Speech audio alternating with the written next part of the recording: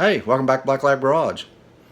Well, a lot of people wonder, a lot of people ask, and some get good information, some get bad information on what it takes to actually install a 460 into your dentside Ford. Well, I want to answer some of those questions for you and show you what it takes. Are you ready? Come on, let's get into it.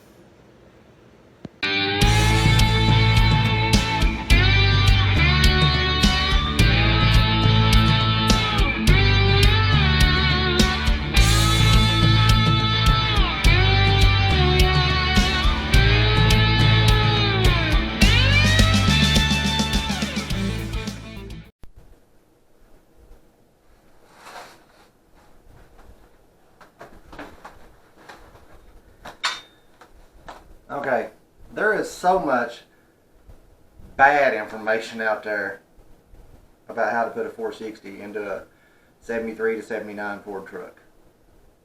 Okay, a lot of people say a 351 modified bell housing and a 460 bell housing are the same. They are not. Not. They are not the same. Same bolt pattern, and they're close, but they're not the same. A 460 bell housing, a true 460 bell housing, is about 1/4 of an inch deeper than a 351 modified bell housing. And I call it the bowl, but there's a bulge on top of it, is a little bit bigger on a 460 bell housing because 460s used a 12-inch clutch and pressure plate. 351 modifieds used an 11-inch clutch and pressure plate. And a lot of times when you try to put a 12-inch clutch and pressure plate into a modified bell housing, it won't fit. You find out that it locks up on the inside of the bell housing. Now, if you can find a true 460 bell housing, it'll work. But here's the catch. Of course, there's always a catch. The 460 was only available in two-wheel drive trucks in the 70s. It was never available in a four-wheel drive until 1983. Okay. Well, in the 80s, they used hydraulic clutch, so there is no 80s model bell housing that is equipped for mechanical clutch linkage like the 70s models have. So, throw the 80s models out the window. And, I mean, yeah, they produced two-wheel drives in the 70s that had 460s, but they did produce a lot of them. You know, most of them had 360s and 390s and stuff like that, and a lot of them had 400s. Not that many got a 460. So your bell housings are kind of hard to find. Well, what you do is you get a hold of L&L products. They make the stuff for you to do this and do it right. Okay, because I know there's some people will say, well, you can use a 390 flywheel and just use an 11-inch clutch and pressure plate. Here's the thing. The tooth count on a 390 flywheel is not the same as a 460 flywheel. I've seen people use the 390 flywheel. It works, but it's hard on starters. And it's hard on starters because your teeth count are not the same between the two.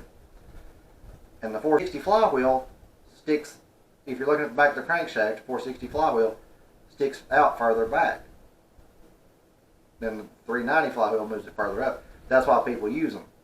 Because if you use a 460 flywheel and it's sticking further back, well, that's just shoving your flywheel, clutch, and pressure plate deeper into the already too shallow 351 modified bell housing. So you see where the problem lies. Well, L&L's got you cured. Now, keep in mind, 460 changed balance in 1979. So 78 and back uses an internal balance crankshaft. So you use a neutral balance flywheel. That's where people get away with using the 390 flywheel because that 360, 390 was internally balanced. Okay. Now, 79 up 460s were external balance. So,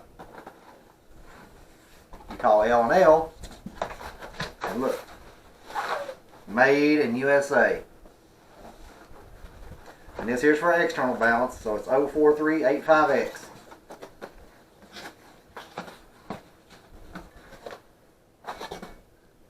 Look at that beauty. Now look here. They're even nice enough to send you stickers with it. But that's not all. But this is a really, really well made piece, I have to say. And I want to add in here, I got all this stuff from Jeff's Bronco Graveyard. I don't get paid to say that. I'm not endorsed by him. But they've always given me good service. So that's why I'm sharing it. So this has your flywheel covered. This is for the external balance, and L&L also makes the correct flywheel for the internal balance engines, 460s. So they've got you covered there as well for either one. Now let's open up the other box from L&L. Now, it's engine alignment tool, ARP flywheel bolts,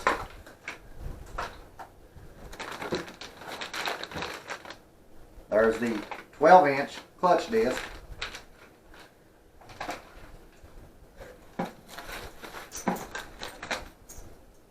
pressure plate, bolts, and pilot bearing. And there is the pressure plate itself. Heavy duty. And it's a diaphragm style. Really good looking piece.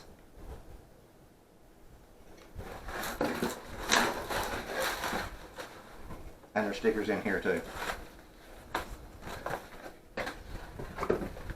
So, we've got that part of it covered now. We know how to physically hook it up to the transmission.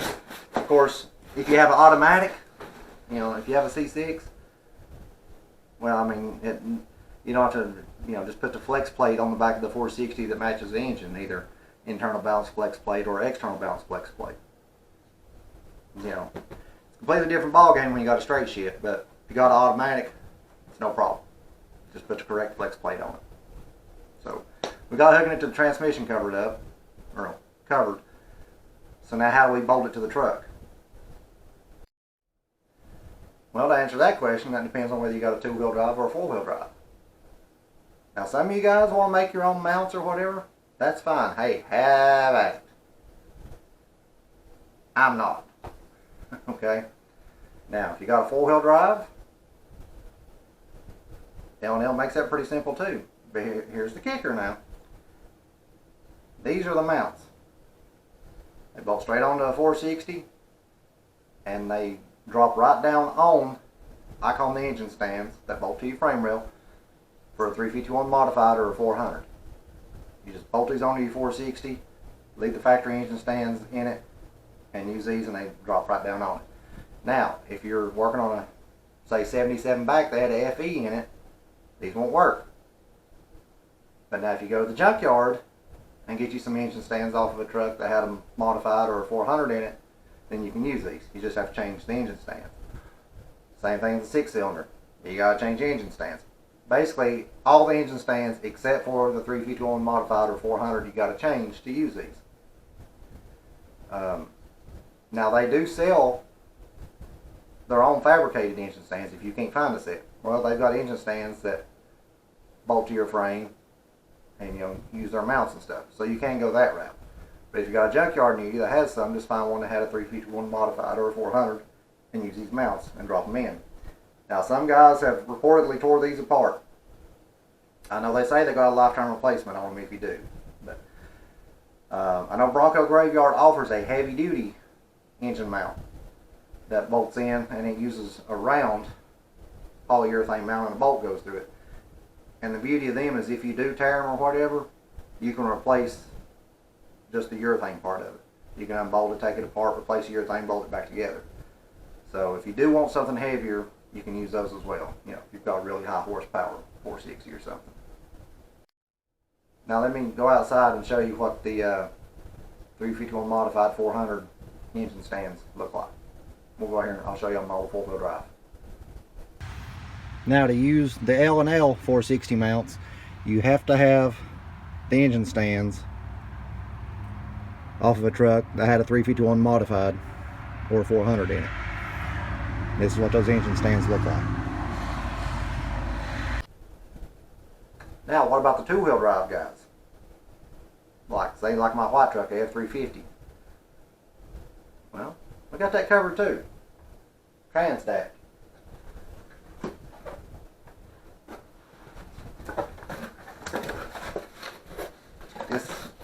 bracket number 9720 for installing a 429 460 into two-wheel drive 65 to 79 Ford pickup. So there you go.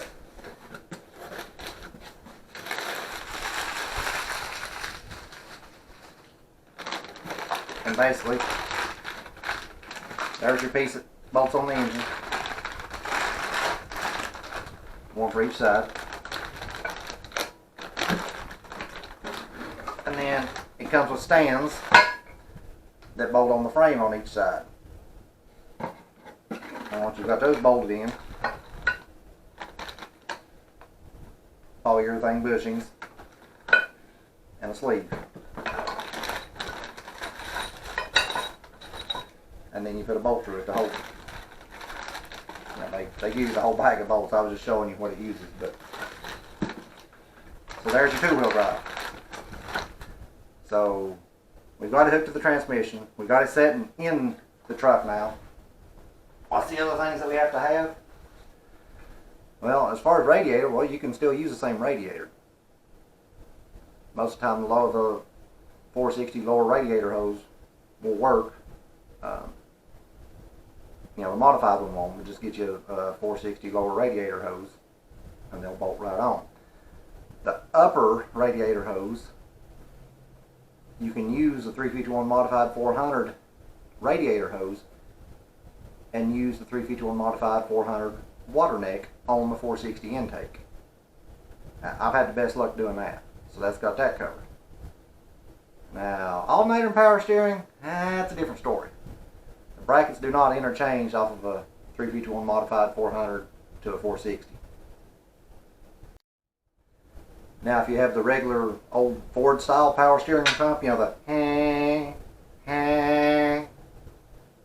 everybody knows that sound. Well, you need a set of these brackets. These come off of a 460.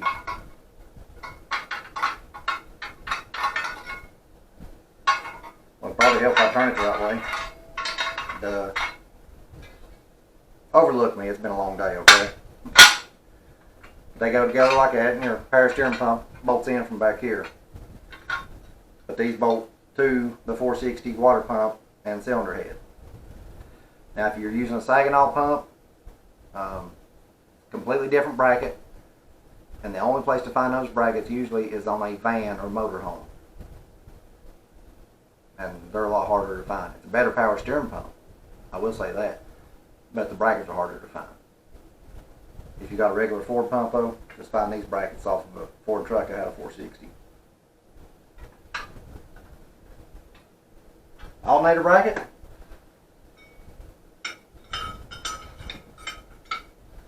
Looks like this. Well, actually, let's see. Trying to picture it like it's actually on the truck, but you'll end up. And then, yeah, like that, something like that. Anyway, your alternator on the 460 is down at the bottom. So you've got to have actual 429, 460 alternator brackets. Or, I mean, if you're rich, just go buy one of those billet bracket kits. I mean, you can do that. I think they look horrible. And they're really expensive for something that looks horrible. It's like paying a lot of money for an ugly prostitute. It just don't make sense. But, you do you, whatever. I'm not here to judge. So, but this is what it takes to put a 460 into a 73 to 79 Ford truck. Because you can still use the same distributor out of your modified or 400 into 429, 460. The wiring's pretty much the same. These are the main things. Of course, your exhaust manifolds you'll have to use off of 460. Fuel pump off of 460. So, I hope this helps some of you. And before you go anywhere, hey, wait, stop. Hit the like button. Hit the subscribe button. Hit the thumbs up. And stay tuned. Me and the pups will be back with another one. And listen to more Goose Creek. Depends.